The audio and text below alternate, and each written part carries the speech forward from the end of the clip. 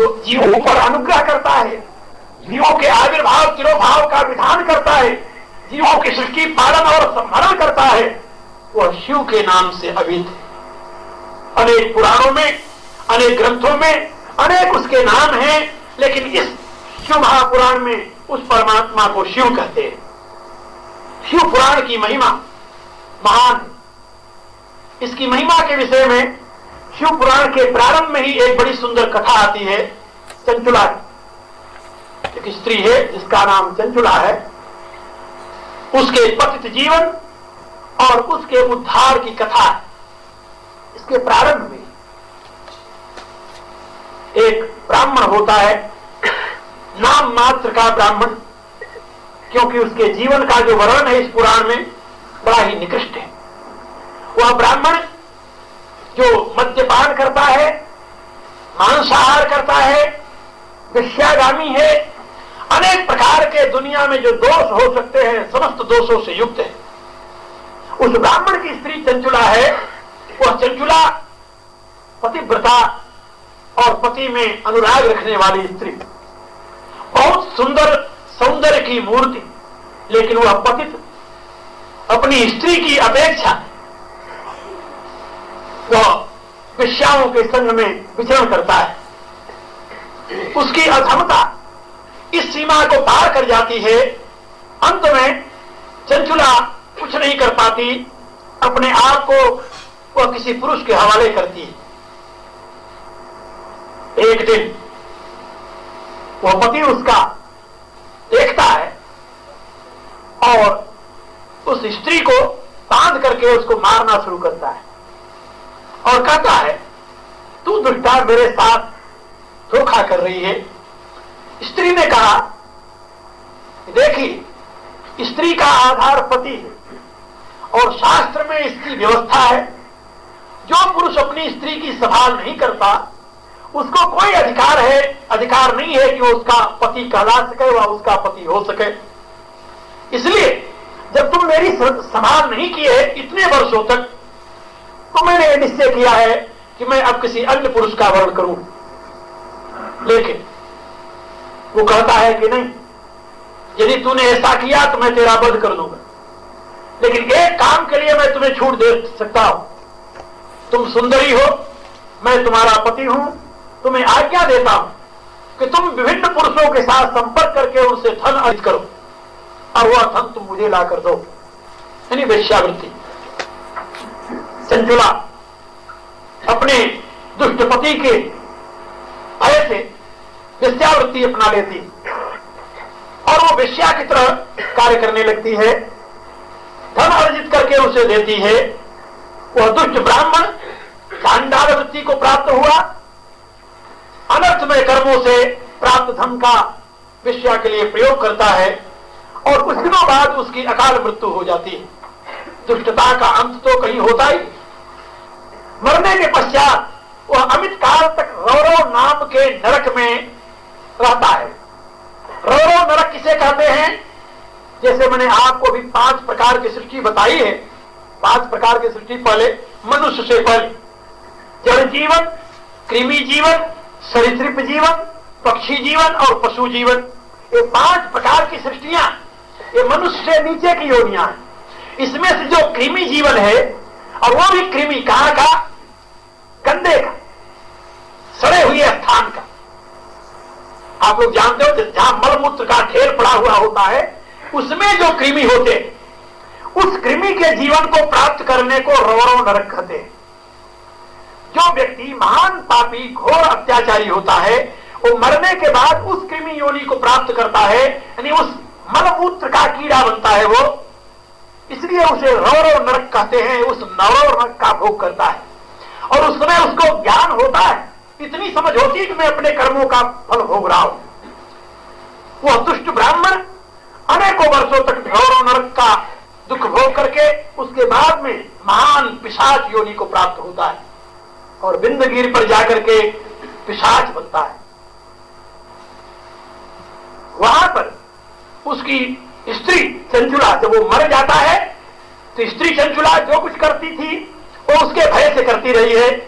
मरने के बाद उसकी वृत्ति बदलती है, वो अपने कुछ अच्छे लोगों के साथ अब बैठने लगती है, सत्संग करने लगती है, और एक दिन वो निश्चय करती है कि मेरा जीवन सारा पाप में, एक पापी पति के आज्ञा में पड़ करके रहा है।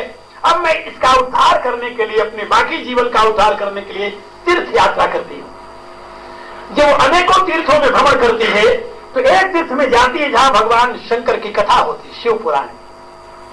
शिव पुराण के कुछ शब्द उसके कान में पड़ते हैं, और जो व्यास शिव पुराण की व्याख्या करते होते हैं वो ये बताते हैं कि महान से महान घोर पापी क्यों न हो, लेकिन भगवान भूत भावन की कृपा का पात्र वो भी हो जाता है।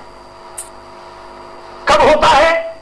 जब वो पंचाक्षरी विद्या का अनुसंधान करे, सुमिरन करे, जाप करे, चंचुला सुनती है, उसका हृदय विदीर्ण हो जाता है, अपने पाप कृत्यों को देखती है, उसके साथ वो ये भी निश्चय करती है कि क्या मेरा भी उद्धार हो सकता है। कथा समाप्त हो जाती है।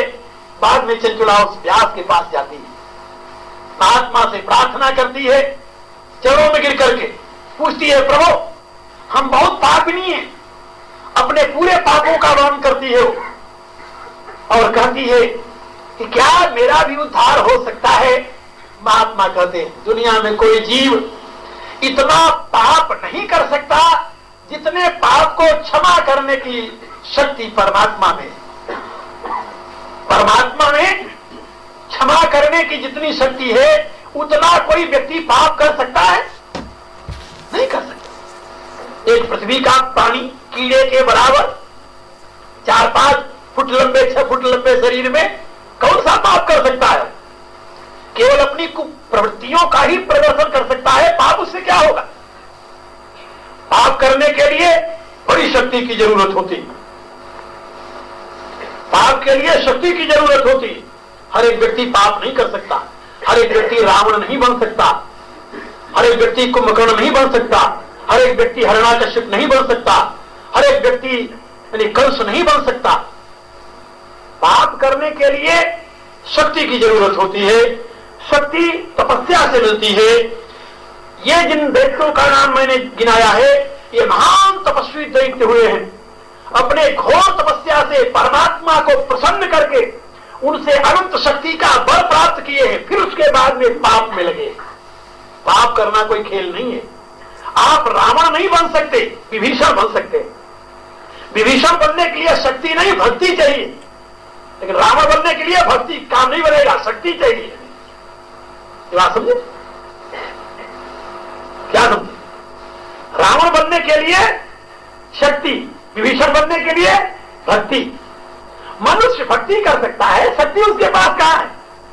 आप ऐसे ही देखें, यदि आपको मंदिर में आकर चरणामृत लेना है तो इसके लिए आपको कोई शक्ति की जरूरत है? नहीं। आपके पांव चलते हैं तो मंदिर में आइए, बैठ के चरणामृत ले लीजिए। और यदि आपको एक घूंट चढ़ाना है कहीं तो आप किसी दुकानदार के सामने जाइए, कहिए कि मैं तो इसका भगत हूं, मैं इसके बिना नहीं रह सकता। वो कहेगा श्रीमान जी है कुछ? कहता नहीं, मेरा प्रेम है इसके लिए। उसके बदले में क्या देगा? 4 बूंद देगा, 4 चाटे लगाएगा। आज सोचिए। इसी रूप से आप किसी महात्मा की शरण में जाइए, उनके चरणों में बैठिए, प्रणाम कीजिए, ज्ञान की बात उनसे पूछिए तो बड़े प्रेम से आपको बता देंगे। कोई शक्ति की जरूरत नहीं है। लेकिन किसी वेश्या के चरण यदि पकड़ने हैं आपको तो वहां क्या जरूरत है? भक्ति या शक्ति? आपको मालूम है, जिसने कभी बिल्वमंगल की कथा पढ़ी होगी या सुना होगा, सूरदास के पूर्व जन्म की, पहले के जीवन की, उसने देखा हो जब तक उसके पास धन था अपना सारा धन उस चिंतामणि के चरणों में समर्पित करता रहा और उसे प्यार करती रही। जब वो कंगाल हो गया और एक सायंकाल को जाता है चिंतामणि के पास तो पूछती क्या लाए मेरे लिए? कहता आज अब कुछ नहीं है। वो लात मार उसे बाहर कर देता है। ये वेश्या का घर है, तुम्हारी धर्मपत्नी का नहीं है। क्या समझे? मेरे कहने के प्राय किसी के घर में दीपक जलाना है आपको तो एक तिरी की जरूरत है। एक छोटा सा दिया ले जाकर घर में जला दीजिए, आप प्रकाश हो जाएगा। और किसी घर में आग लगानी है तो वहां भक्ति चलेगी आपकी? नहीं चलेगी। मेरे कहने का प्राय पाप शक्ति और पूर्ण भक्ति से किया जाता है। इसलिए मनुष्य कोई इतना पाप नहीं कर सकता, परमात्मा जितना उसको क्षमा कर सकता है। व्यास ने जब ये समझाया उस चंचुला को, चंचुला का हृदय द्रवित हो गया, रोते हुए उनके चरणों में गिर गई, भगवान मेरे उद्धार का कोई रास्ता बताइए। उस महात्मा ने उसे पंचाक्षरी विद्या बताई, मंत्र बताया। वह देवी बैठ करके साधन करने लगी। साधन करते हुए तपस्या के द्वारा उसने अपने सारे पापों को भस्म कर दिया। अंत में भगवती का उसे साक्षात्कार होता है। भगवती उमा प्रकट होती है, उसे वरदान देती है, उसको सारे पापों से मुक्त करती है। फिर उससे पूछती है कि अब तू बता तेरी मैं क्या इच्छा पूर्ण करूं। वो कहती है भगवती आपके दर्शन खाकर मैं कृतकृत्य हो गई, लेकिन एक मेरे हृदय में बहुत बड़ा ताप है। क्या ताप है? कहा मेरे हृदय में ताप यह है कि मेरा वो दुष्ट पति इस समय ना मालूम किस योनि में कौन सा भोग भोग रहा होगा। यदि आप मेरे ऊपर कृपा करती हैं तो मेरे उस दुष्ट सही लेकिन मेरे पति का उद्धार करने का कोई रास्ता बता। भगवती मुस्कुराती है, कहती अरे वो दुष्ट पति जिसने तुम्हें पकड़ के गर्त में डाल दिया, जिसने तुम्हें इतना पीड़ा दी, जिसने तुम्हें वेश्यावृत्ति करने पर मजबूर कर दिया, जो जिंदगी भर कभी तुम्हें प्यार की दृष्टि से नहीं देखा, आज भी उसके लिए तुम्हारे हृदय में इतनी दया है। वो कहती है देवी जो कुछ उसने किया था सब अज्ञान में किया था। ज्ञान में कोई व्यक्ति अत्याचार नहीं करता, अन्याय नहीं करता। इसलिए मेरी प्रार्थना है कि आप वो कैसा भी है मेरा पति, उसके उद्धार का आप मेरे ऊपर दया करके कोई रास्ता बताएं।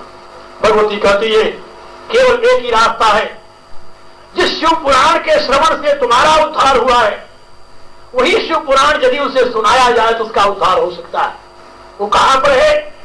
वो कहती भगवती कि अनेकों वर्षों तक रौरव नरक भोगने के पश्चात वो बिंदगिरी के ऊपर पिशाच योनि को प्राप्त हुआ है। चंचुला कहती है भगवती वो भी आपको ही करना होगा, हमारे में सामर्थ्य नहीं कि हम शिव पुराण की कथा वहां जाकर के उस पिशाच को सुना सकें, यह भी व्यवस्था आपको ही करनी होगी। भगवती पार्वती उसके ऊपर अनुग्रह करके तुम्बरु नाम के गंधर्व को बुलाती हैं और उसको आदेश देती हैं कि इस देवी की तपस्या के फल के रूप में तुम जाकर के इसके पति को जो पिशाच योनि को प्राप्त हुआ है उसको शिव पुराण की कथा सुनाओ और उससे पवित्र करके उसे विमान पर मेरे पास ले आओ। चंचुला की इस तपस्या और इस भक्ति के परिणाम में तुम्बरु नाम का गंधर्व उस पिशाच के निकट जाता है और उसको शिव पुराण की कथा सुनाता है। शिव पुराण को श्रवण करने के पश्चात वह पाप मुक्त होकर के दिव्य शरीर धारण करके भगवती के चरणों में आकर प्रणाम करता है और उसका उद्धार होता है। यह शिव पुराण के महात्म्य में प्रारंभ में ही चंचुला की कथा वर्णन की गई। उसके बाद में शिव तत्व की व्याख्या, शिव तत्व की व्याख्या में मैंने अभी आप लोगों को शिव के महत्व के साथ 5 बातें बताई हैं। वह परमात्मा शिव जो ब्रह्म रूप में प्रतिष्ठित है, उसी के 3 मूर्तियां प्रकट होती हैं, ब्रह्मा विष्णु और रुद्र। शिव और रुद्र ये एक ही के नाम नहीं, परमात्मा शिव जो है उसी से ब्रह्मा, उसी से विष्णु, उसी से रुद्र प्रकट होते हैं। ये 3 मूर्तियां प्रकट होती हैं। यहां शिव पुराण का शिव जो है वो ब्रह्म है और ये उससे प्रकट हुए त्रिदेव है और इन त्रिदेवों के रूप में वही शिव प्रकट होता है। जैसे वो रुद्र रूप में है वैसे वो ब्रह्मा और विष्णु के रूप में है, ऐसा शिव पुराण का कथन है। इससे आप लोग समझ गए होंगे कि वह परम ब्रह्म परमात्मा स्वयं त्रिदेवों के रूप में प्रकट होकर के वो 5 प्रकार के कार्य करता है, जैसा कि मैंने अभी आपको बताया।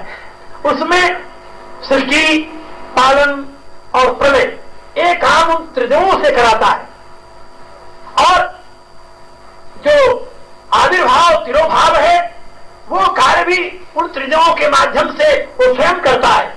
लेकिन अनुग्रह जो है, अनुग्रह उसकी कृपा का प्रकाश है जिससे समस्त जीव मोक्ष पद को प्राप्त होते हैं। जब तक उसका अनुग्रह न प्राप्त होगा